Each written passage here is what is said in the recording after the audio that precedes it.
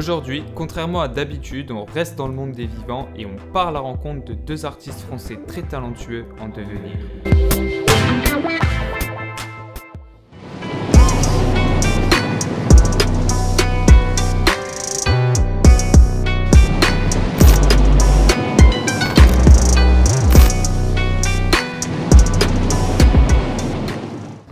Bon, salut les gars, ça me fait plaisir de vous avoir avec moi. Ça faisait un petit moment que j'attendais de vous voir. Surtout, je pense que la discussion va être intéressante vu que vous avez des profils et des styles assez différents.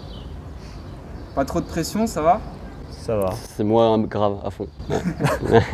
Bon, allez, on y va alors. Pull Up, je sais que tu as quitté ton travail, ton ancien vrai travail professionnel il y a de ça pas longtemps pour te lancer pleinement dans le dessin. Oui. Liwon, ou Nuit Vagabond, Nuit Vagab, excuse-moi, devrais-je dire, ouais, Nuit Vagab, c'est ton nom d'artiste. Toi, tu es encore en études, mais tu ambitionnes aussi de rentrer pleinement dans l'industrie de l'art graphique.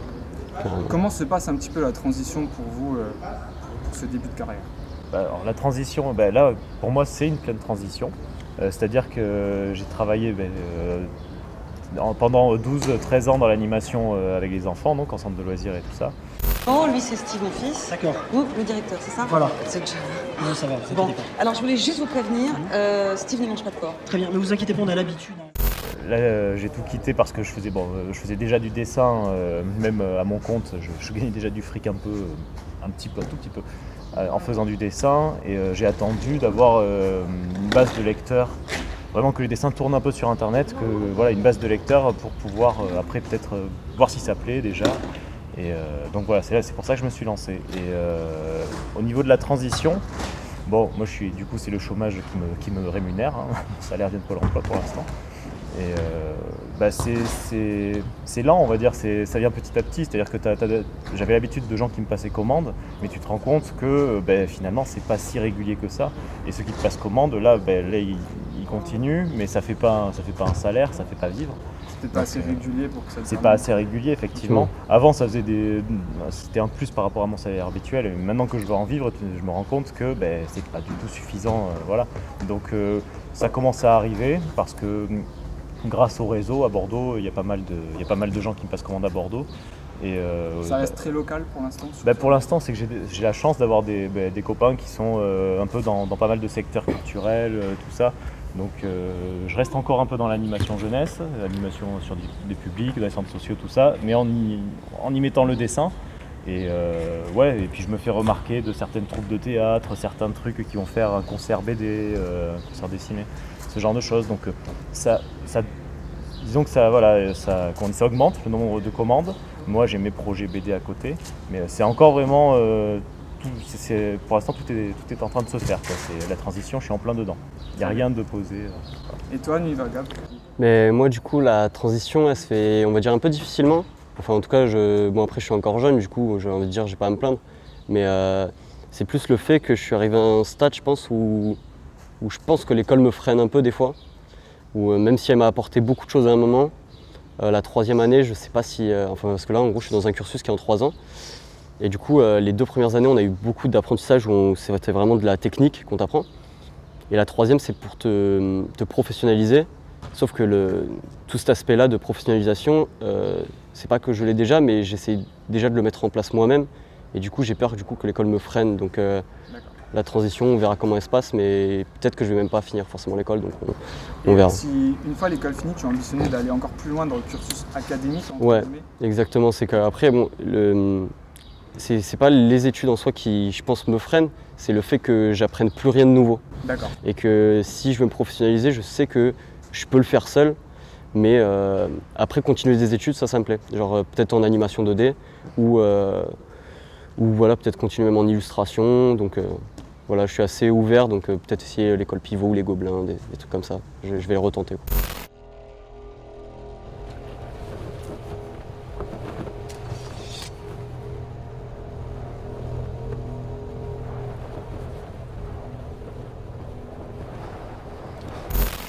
Ok. Et en ce qui concerne un petit peu vos méthodes de travail, est-ce que par exemple vous êtes des gens qui ont un planning, par exemple pour leurs différentes œuvres, pour leurs différents dessins, ou est-ce que vous travaillez vraiment au feeling, peut-être plus de nuit, peut-être plus de jour? Si je bosse sur une BD, Je vais préférer faire le crayonné, déjà pas chez moi, parce que chez moi, tu sais, c'est con, mais tu as toujours un truc à faire. Tiens, je vais aller cuisiner ça, tiens, je vais allumer la Switch, tiens, je vais faire ci, je vais faire ça. Une distraction. Ouais, il y a plein de distractions partout. Ouais, ça, moi, c'est Tiens, je génial. suis sur internet. C'est que. Sur Shellbox, Ouais. tiens, ça, c'est marrant. Non, du coup, je préfère crayonner hors de chez moi. J'ai beaucoup plus de facilité à crayonner quand je suis pas chez moi. L'ancrage chez moi, c'est bon. Et après, sinon, en termes de. Moi, je suis plus du matin. Voilà, donc quand Clara fait la grasse mat et dort jusqu'à 12h30 environ.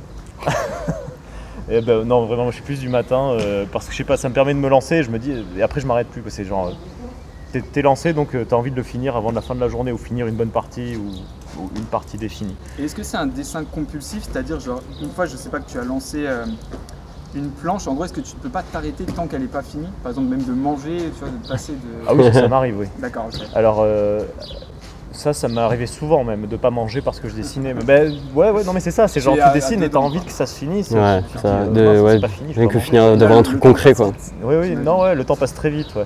Alors après, voilà, comme je vis avec Clara, donc, et du coup, il y en a toujours un qui a faim au bout d'un moment. Donc on arrive à se réguler là. Du coup, on arrive à manger. Ça va, c'est bon. rassuré, alors. Ouais, mais non, mais sinon, ouais, ça peut m'arriver quand je suis tout seul. En tout cas, ouais, je m'en fous, mais puis ça me manque pas. Je veux dire, voilà, je préfère limite finir ma planche que bouffer, effectivement. Ok. Manger, tu peux le faire après. Dessiner, c'est là. Gab, Mais toi, ouais. pour ton rythme. Du coup, moi, le rythme, en fait, je mets beaucoup d'importance à, en gros, d'être vraiment très discipliné. Parce que si je me mets pas un cadre moi-même, genre j'aurai beaucoup de mal à bosser, sinon je vais pas me lever ou je vais jouer à PUBG toute la journée, quoi.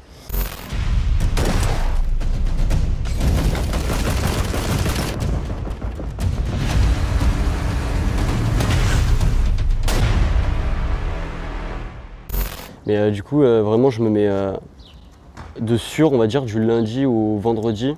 Parce qu'à un moment, si je veux le voir comme un travail à temps plein, même si c'est une passion, ça reste voilà, une passion travail.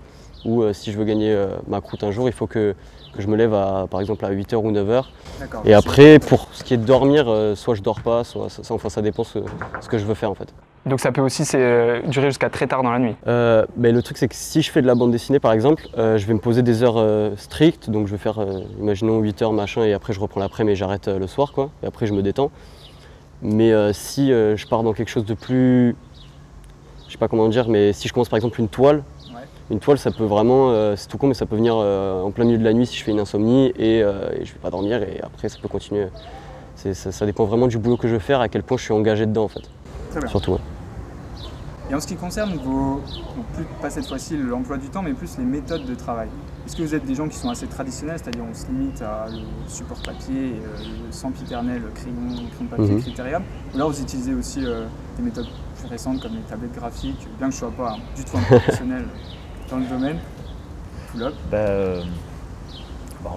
Je privilégie bien le papier, le crayon, l'ancrage sur papier. La tablette, j'utilise moi beaucoup plus pour la couleur et quand je fais des animations 2D sur ordinateur.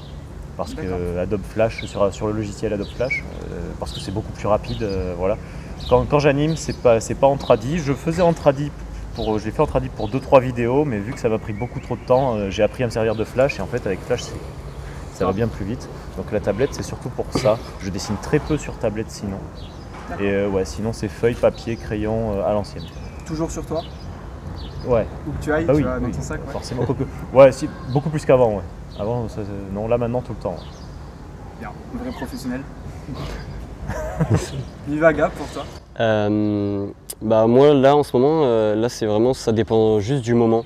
Là pour l'instant, à l'heure où je parle, c'est beaucoup plus de digital, donc je vais être beaucoup plus sur la tablette, que ce soit le croquis, le crayonné et les tracés finaux. Et surtout par exemple en bande dessinée où moi je privilégie la tablette parce que pour une question de rapidité, clairement, où je pense que si je veux faire passer une émotion très vite, il faut que ça vienne maintenant et que la planche tombe très vite. Sinon je vais décrocher le sentiment que je voulais rentrer dedans en fait. Donc il y a ça. Et après sinon je privilégie beaucoup le traditionnel. Par exemple plus pour tout ce qui va être toile ou des œuvres à elles seules quoi. C'est vrai que je me souviens que tu avais mis une image de toi avec un de tes anciens amis de jeunesse qui jouait à des jeux vidéo et tu l'avais fait en numérique celle-là? Je l'avais fait en numérique, mais parce que aussi c'est juste dans une démarche aussi d'apprentissage où je veux toucher à tout, quoi. C'est vrai que je me rappelle, le rendu était pas mal. Donc, merci. C'était cool. Et justement, en ce qui concerne un petit peu votre style, parce que vous avez tous les deux un style qui est vraiment différent. Pull-Up Toss, quand même, la plupart, c'est centré sur l'humour, on va le dire quand même. Souvent, pour décrocher un petit sourire à tes lecteurs, c'est le but, clairement, on va le dire, la plupart du temps. J'aime bien me marrer quand même. C'est ça. Alors que toi, Nuit Vagable, c'est quand même J'aimerais assez sombre.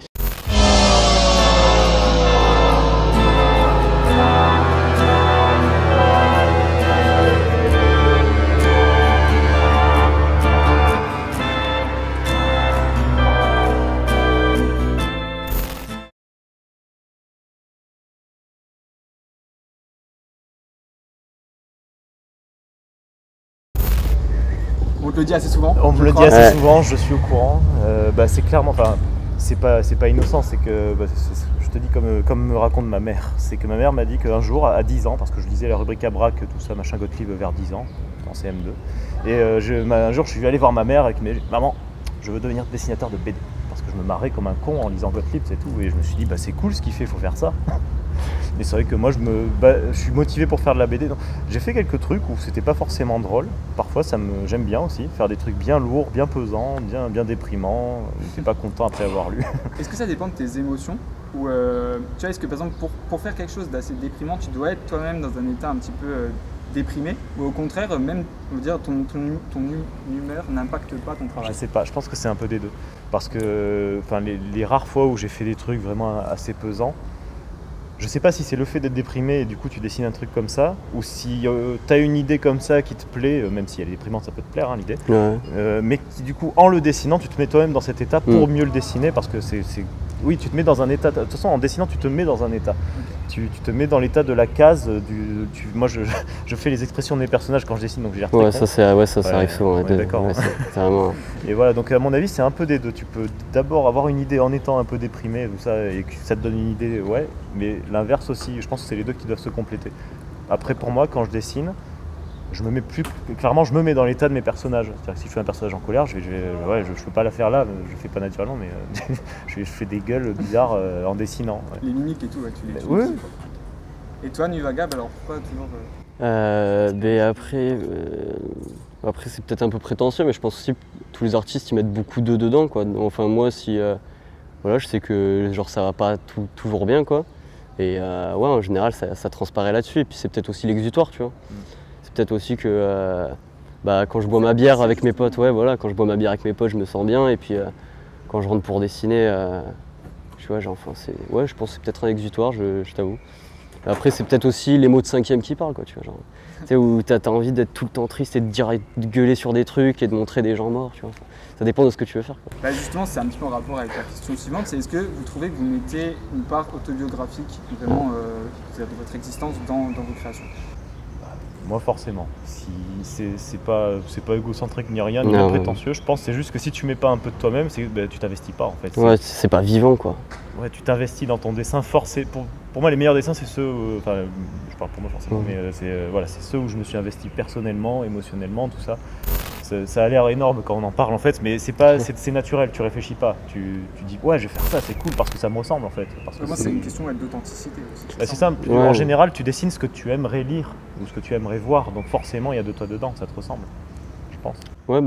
T'as quasiment tout dit. Après, c'est pareil dans tous les arts, j'imagine, tu vois. C'est vraiment, je pense que t'as tout dit là-dessus. Je pense que c'est quasiment inévitable. En fait, quand tu fais de l'art et que, si vraiment tu dis que si t'as des émotions fortes et des sentiments, j'ai l'impression que c'est quand même ça l'art, tu vois. Genre c'est de montrer ça, donc évidemment que tu montres de toi, quoi. Donc tu exprimes forcément les choses qui viennent de toi. Et puis c'est ça, et puis même au final, même quand tu fais des histoires sur une histoire vraie de quelqu'un d'autre, en attendant t'as l'histoire du type, t'as le résultat et toi t'es le filtre entre les deux, donc à un moment c'est obligé qu'il y ait de toi quelque part en fait.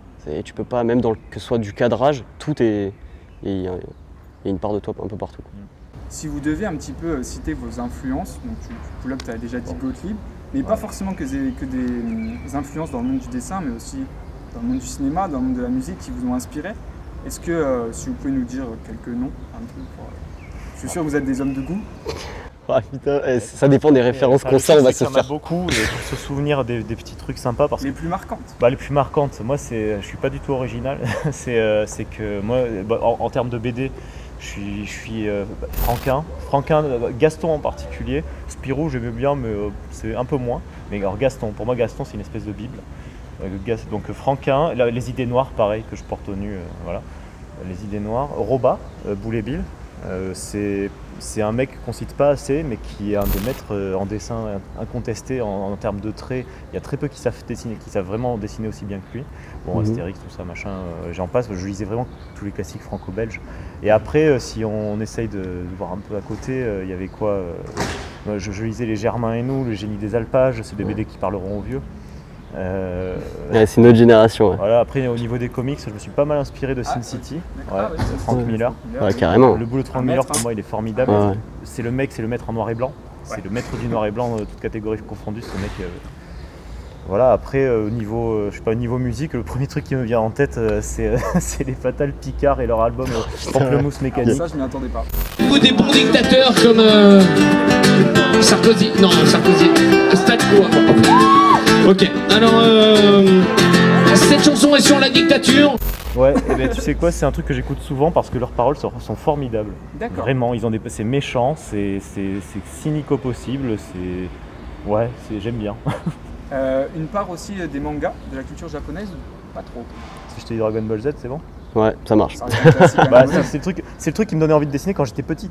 En CE1, je dessinais que des Dragon Ball, entre autres, et d'autres trucs. Et après, j'ai arrêté les mangas. Enfin, j'ai arrêté les mangas. Je me suis pas plus intéressé que ça aux mangas. J'aime bien, mais le seul autre manga qui m'a vraiment marqué, c'était Death Note. Kami no shiei ni shitagau beshi. Sa sureba, umi no megumi wa yutaka ni nari, arashi wa yatte konai darou.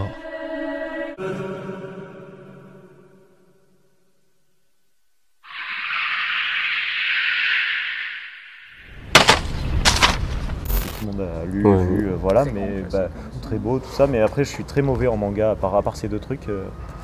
Voilà, et puis après, en cinéma, c'est plus mort. Moi, c'est Jean-Pierre Jeunet. Jean-Pierre Jeunet que je porte. Ouais, voilà, carrément. Jean-Pierre Jeunet. Tim Burton, jusqu'à il y a 8 ans, Big Fish, c'est un de mes préférés. Ouais. Jusqu'à Big Fish. Ouais. Jusqu'à Big Fish. Non, il y en a que j'ai aimé après Big Fish, je sais plus lequel. Mais, moi, j'arriverais pas à les dater comme ça. Là. Ouais. Non, après Big Fish, c'est 2000. 2000. Ouais, mais il y en a eu après Big Fish que j'ai bien aimé, Charlie et Chocolaterie. Ouais, sympa. Ouais, moi j'ai kiffé, récemment je me suis maté 15 fois quoi le truc. Je sais pas ce qui m'est arrivé, je l'ai maté 15 fois en boucle, juste, je sais pas, j'ai dû être fasciné par un truc dedans. Puis après, sinon c'est des films, je sais plus quel genre de film, mais c'est plus des films genre un peu à côté, quoi, pas forcément les gros blockbusters, parce que là les premiers qui viennent c'est toujours les gros machins. Mais je sais pas, j'ai pas d'exemples qui me viennent là d'un coup. C'est vrai que c'était peut-être. Clara, t'as pas une idée pour moi? C'est déjà pas mal.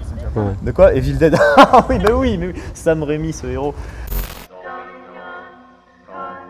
4 years ago, in this quiet forest, in this cozy cabin, something happened. Something so frightening. Something so deadly. Something so evil.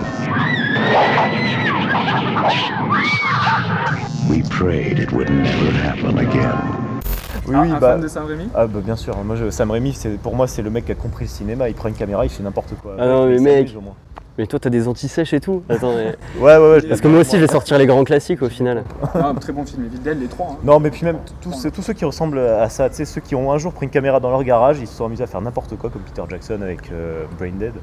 Et des conneries comme ça, que ce soit pas forcément gore ou zombie ou violent, c'est pas grave, mais ceux qui s'amusent avec une caméra en fait, voilà, un peu tous les styles, mais je sais pas. Et en musique, sinon beaucoup de musique de film en fait.